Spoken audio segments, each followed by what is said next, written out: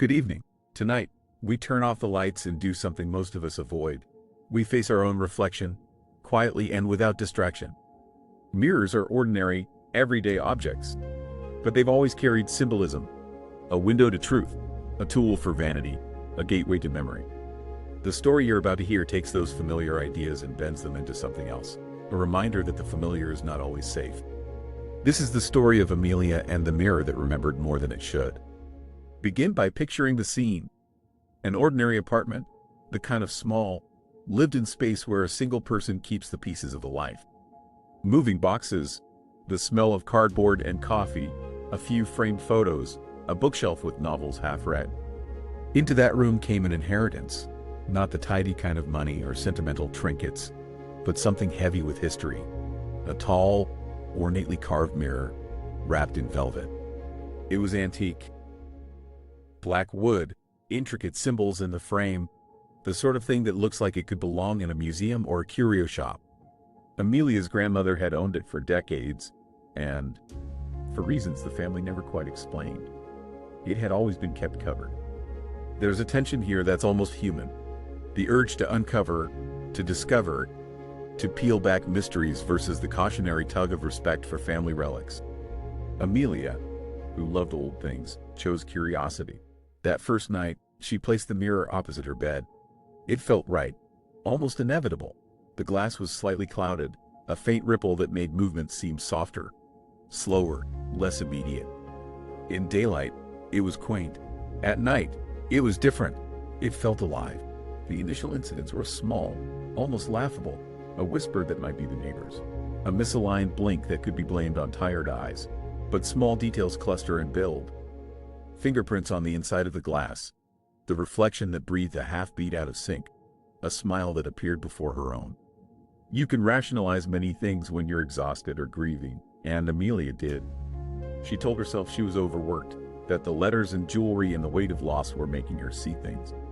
Yet the mirror kept pushing the boundary between plausible and impossible. Then the nights changed. The sound started to come from the glass itself, a low, steady voice that grew clearer with each passing hour. You can imagine how intimate that whisper felt. Not loud, not a shout to wake the whole building, but close, like someone leaning in to say just one sentence that will tilt your world. Amelia, it would breathe. Don't be afraid. Familiarity is a soft weapon. When a voice sounds like someone you trust, you're less likely to question it. That's how manipulation begins. That's how small openings widen.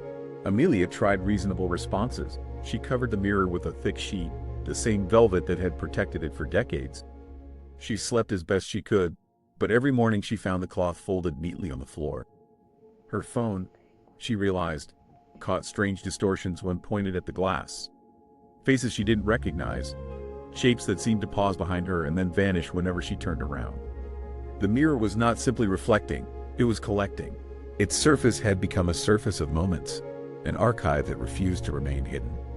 When she called her aunt, the conversation added layers of context and dread. Her aunt's voice trembled on the line when Amelia admitted she'd uncovered the mirror. An old family rule surfaced. The mirror remembers. It holds the faces of those who died near it. It's a line that's part myth, part warning, the kind of thing told in hushed tones across generations. An instruction followed. Never look into it after midnight. Rules exist because something in the past taught someone to be careful. And when rules are ignored, stories like this begin. Fear makes people do practical things, and Amelia tried practical things. She attempted to throw it out. She tried to move it, to place it in the stairwell, to put it in the hallway where it would face the wall. But the object resisted in a way that defied physics. The mirror felt heavier than it should, as though gravity had become a moral force, anchoring it to place in memory. When she looked into it during one of those attempts, she saw the shadow behind her shoulder, tall and still. Turning revealed nothing. Looking back, her reflection was smiling. The escalation that follows is the kind you can imagine as a sequence of moments that grow tauter and stranger. Amelia set up her phone to record. The footage is the kind of evidence that should be convincing, but even video can be ambiguous. For the first 2 hours, nothing. Then at 2:14 a.m., the sheet moves on its own. Beneath it, her reflection sits up before she does. At 3:03, the reflection stands and watches Amelia sleep. The camera cuts to static and then to darkness. When Amelia wakes, The phone is gone from her hand and found propped against the mirror, camera still rolling. In the last frames, something is off. Her face is caught in an expression she doesn't remember making. Now imagine how this shifts from a private nightmare into something that touches other people. Amelia stops going to work. Friends and colleagues call. When someone finally visits, the apartment is unnervingly clean, as though someone prepared a stage. The mirror stands polished, the glass devoid of fingerprints. But if you stand close and look into its dark center, you can see her, inside, not behind you. It's a subtle distinction, but vital. She isn't merely reflected anymore. She exists as an image held in the glass, a preserved presence that watches, that waits. What does it mean to see another version of a person sealed behind the surface? The uncanny valley of seeing someone's eyes follow you is enough to unsettle. People who speak about the mirror say her lips move sometimes, whispering words the listeners can't quite make out. A private sound becomes invasive, an intimacy that reaches through layers of glass and breath. And then comes the final, chilling observation. If you stare long enough, she blinks first. The idea of someone else setting the rhythm of your body, of your blink, is a fundamental inversion of autonomy. It makes the mirror not a passive reflector but an actor. There's symbolic power here too. Mirrors in myth and folklore often double as thresholds. They reveal truth, show hidden things, or invert reality. In some stories, mirrors capture souls or preserve memories. The mirror in Amelia's story is like a vessel that remembers faces, an archive of death and of presence. It doesn't merely show what was. It holds what was, keeping it accessible and, disturbingly, malleable. Ant's warning, "Never look after midnight," gives a rule to the audience. It's practical and resonant. Midnight is the hour of liminality, a boundary between days, whether you're into astrology or folklore. But the mirror's behavior complicates rules. It obeys and subverts them. It shows a smiling face before you smile. It folds the covering cloth itself. It seems heavy yet impossible to move. The physical laws around it become suggestions. When rules fail, the world becomes uncanny. We can unpack a few layers of themes here that keep the story from being merely a sequence of scares. 1. Grief and inheritance. Amelia inherits objects that are both comforting and dangerous. The jewelry and letters are mundane reminders of a life. The mirror is an active reminder of mortality and the past's refusal to stay put. 2. Agency in the self. When a reflection begins to precede you, or to set a pattern you must follow, you lose a piece of yourself. The mirror makes identity porous. 3. Memory and archives. The mirror's role as a recorder of faces touches on how objects can hold pieces of human presence. Photographs do this quietly.